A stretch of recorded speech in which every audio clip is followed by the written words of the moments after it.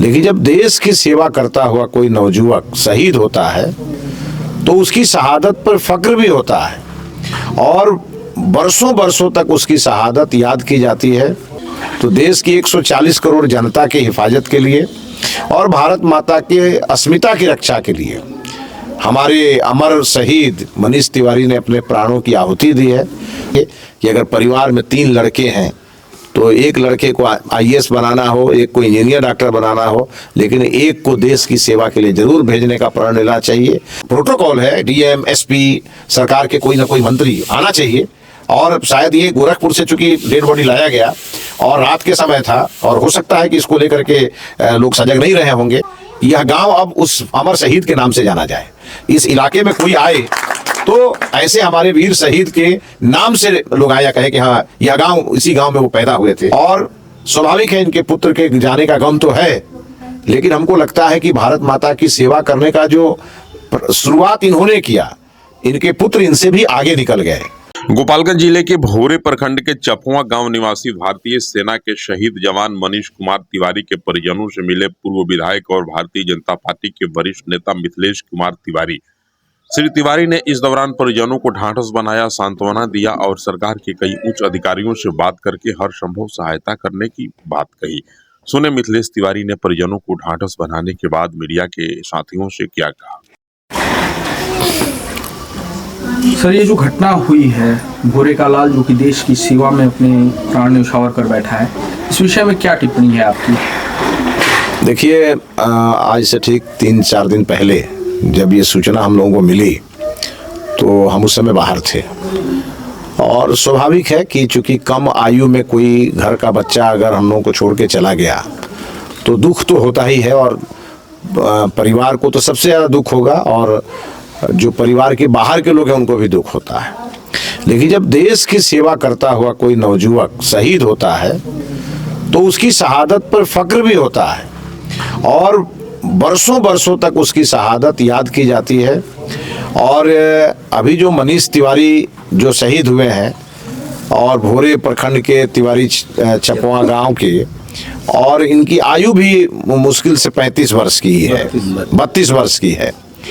और ये मात्र अभी तक 13 वर्ष में ये हवलदार के पद पे काम कर रहे थे और क्रॉस फायरिंग में इनकी ये शहीद हुए। तो स्वाभाविक है कि आज अगर सेना का जवान बॉर्डर पर हमारे देश की रक्षा के लिए अपने प्राण को न्यौछावर कर रहा है, तभी हम घर में आराम की नींद सो रहे हैं। तो देश की 140 करोड़ जनता की हिफाजत के लिए और भारत माता के अस्मिता की रक्षा के लिए हमारे अमर शहीद मनीष तिवारी ने अपने प्राणों की आहुति दी है। हम सभी उनके चरणों में अपना श्रद्धा सुमन अर्पित करने के लिए आज आए हैं और उनके परिवार को ये कहने आए हैं कि आप एक सामान्य व्यक्ति नहीं हैं, आपने एक ऐसा पुत्र जन्म दिया जिसने देश की रक्षा के लिए अपने प्राणों की आहुति दे दिया। इसलिए आप देशवासियों के नज़र में, हम सभी के नज़रों में आपका स्थान बहुत ऊपर है और वर्षों वर्षों तक नौजवान मनीष तिवारी के इस शहादत से प्रेरणा लेकर के और देश की रक्षा के लिए निरंतर जाते रहेंगे और निरंतर अपने आप को आहुति देने में पीछे नहीं हटेंगे। ये संदेश यहाँ से यही है। और सबसे बड़ी बात यह है कि आज़ादी के 75 साल बाद भी अगर इस प्रकार की स्थिति कभी बॉर्डर पर उत्पन्न होती है तो आज़ादी के दीवानों ने जिस प्रकार से अपनी आहुति दी, आज भी उसकी कोई कमी नहीं है। भारत के, हमारे भारत माता के ऐसे ऐसे वीर सपूत इस देश में हैं जो इस भारत माता के अस्मिता की रक्षा के लिए किसी भी हद तक जाने को तैयार रहते हैं और उसी में हमारे अमर शहीद मनीष तिवारी भी एक हैं। मार्कंडेय तिवारी जी जो उनके पिता हैं, स्वाभाविक है ये भी सेना के सेवानिवृत्त अधिकारी रहे हैं और स्वाभाविक है इनके पुत्र के जाने का गम तो है, लेकिन हमको लगता है कि भारत माता की सेवा करने का जो शुरुआत इन्होंने किया, इनके पुत्र इनसे भी आगे निकल गए और उन्होंने भारत माता के लिए अपने प्राणों की आहुति दी और उन आतंकवादियों को ये संदेश दिया कि हमारी तरफ देखना मत, हम अपनी जान की बाजी लगा के भी भारत माता की हिफाजत करेंगे। ऐसे वीर शहीद को हम लोग श्रद्धांजलि देने आए हैं। हम कल पटना में मुख्यमंत्री और उप मुख्यमंत्री जी से चर्चा करेंगे और इसीलिए आपके सामने मैंने तय किया है 27 तारीख को यहाँ प्रभारी मंत्री आएंगे और हमारे और भी सरकार के कुछ अधिकारी पदाधिकारी आएंगे और बिहार सरकार की ओर से जो भी इस परिवार को मदद मिलनी होगी वो उस दिन मिलेगी। और बिहार सरकार से हम लोग ये भी आग्रह करेंगे कि यह गांव अब उस अमर शहीद के नाम से जाना जाए। इस इलाके में कोई आए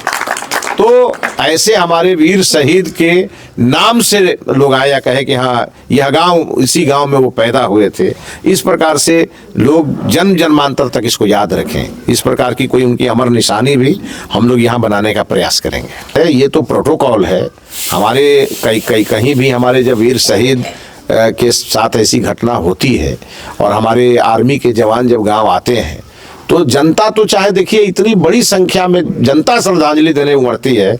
जो इस भारतवर्ष में देखा जाता है जगह जगह। लेकिन प्रोटोकॉल है, डीएम एसपी सरकार के कोई ना कोई मंत्री आना चाहिए।